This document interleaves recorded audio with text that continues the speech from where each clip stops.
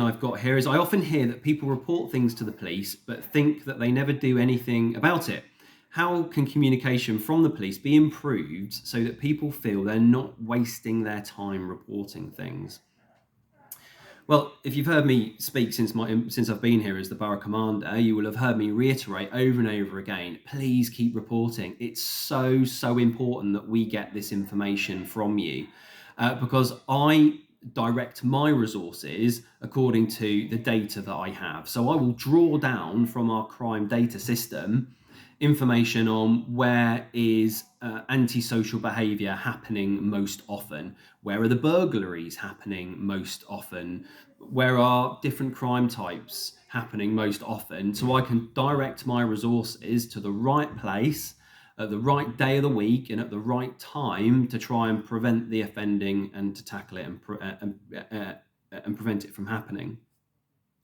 I'd like to know more about the particular instance where a report has been made and you feel like you're wasting your time, but it's not the first time that I have heard this.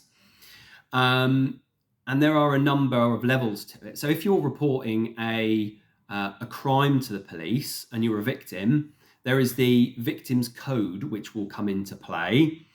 So there are certain standards that we have to meet and adhere to keep to the victim's code. So depending on whether you are a vulnerable victim or not, because if you're a vulnerable victim, there are slightly more enhanced measures that we have to adhere to, but there are time frames that we need to stick to keep you informed and update you with what's happening, and how we finalise an investigation, and we let you know about that as well, that final contact, and how we contact you throughout that investigation as well. So there are standards we have to meet to there to communicate with victims of crime. That's not quite there yet with victims of antisocial behaviour. And there are varying levels, I guess, depending on the threat, harm and risk presented with that report. Because if we're thinking about an acute, ongoing period of antisocial behaviour that you're experiencing, and you are a victim of this, it's having a serious and significant impact on your life, then that's something then which would come out to the neighbourhood team, which would be allocated an owner to try and progress using some of those civil and criminal measures that we have at our disposal to address it. We can look at dispersal orders, we can look at prevention warnings, we can look at property closures. And if you follow us on Surrey Heath Beat, you'll see a number of property closures and dispersal orders and times where we're using this legislation to try and address antisocial behaviour. If it's a one-off piece of information that you're providing us, and there is no ongoing and present threat, harm and risk, then it may be that we record that on our system and it sits there waiting for me to then draw it down to form part of our data. And an example of this might be where you're reporting and saying there's in the local park at a certain point of the day, there are youths gathering and they're being really, really noisy, and they're using offensive language, and I just can't use the park, and it's rubbish. That's something that if you reported it to us, we might not be able to deploy to it straight away. That's because when you report it to us, you'll go through to our control room, and our call handlers have to assess everything based on threat, harm and risk before they then allocate it out to our response teams. They're graded 1, 2 and 3. The grade 1s will be something that there is an immediate threat to life, and we need to be there within 15 minutes to prevent somebody from being seriously hurt or property being seriously damaged. A grade 2 is something where we need to be there as soon as possible because there's a high likelihood of any of those two previous scenarios happening. And then the grade 3 is anything, it could be 4 hours to the next day that we need to be there because actually there's no immediate threat to anybody. And I can imagine if that's not been explained, or you don't know the context within that, and you're reporting this behaviour or you're seeing this behaviour, and there is no one turning out to it immediately, because it is significantly impactful upon your life, seeing these things, and has a significant impact on the communities in the neighbourhood.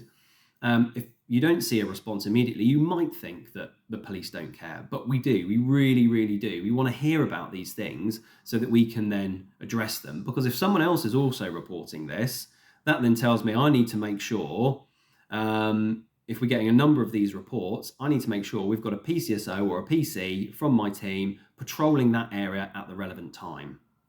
And of course, there are places that are on our patrol plans all the time, because they are the areas where there is the greatest threat of this ASB occurring. So, for example, during the summer, there will be our parks and open spaces, where we will look to have an increased police visibility in those locations to deter antisocial behaviour.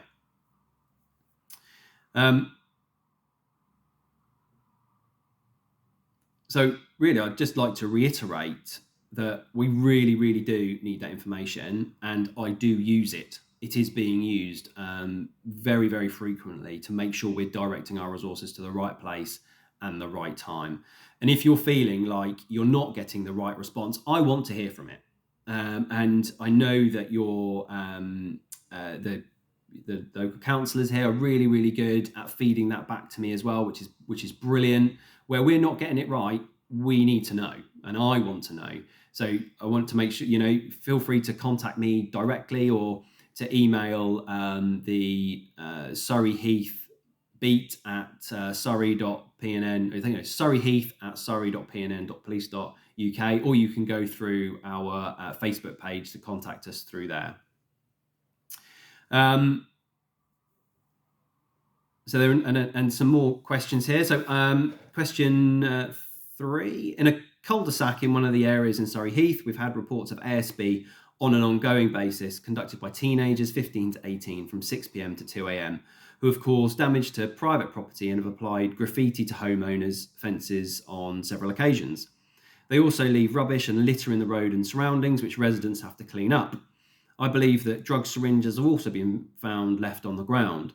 Our local police team are aware of this, but the behaviour still continues. What measures can be put in place to help these young people to stop doing this, and how accountable should their parents be? So I'd love to know more about this specific area, so I can have a look at what is happening.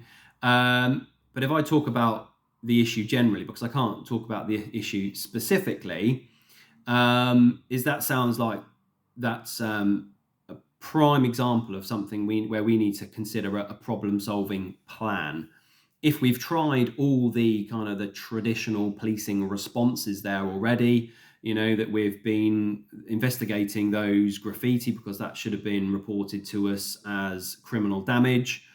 If we are looking to come to the location at the time, so you're saying 6 p.m. to 2 a.m, if we are there at those times, if we're doing house to house, if we're trying to identify who these youths are and gone to speak to them, if all that has failed, then it sounds something where we might need to put a problem-solving plan in place to consider how we can address that. So looking at some of those, the causes of this behaviour, where are they coming from? Why is it that particular time of day? Who else might be responsible for the area that we could call on to increase patrols here? So there are additional things that we can do, but I would need to know some more specifics about the area. So hopefully I'll find those out, and we can then put something in place to address this issue.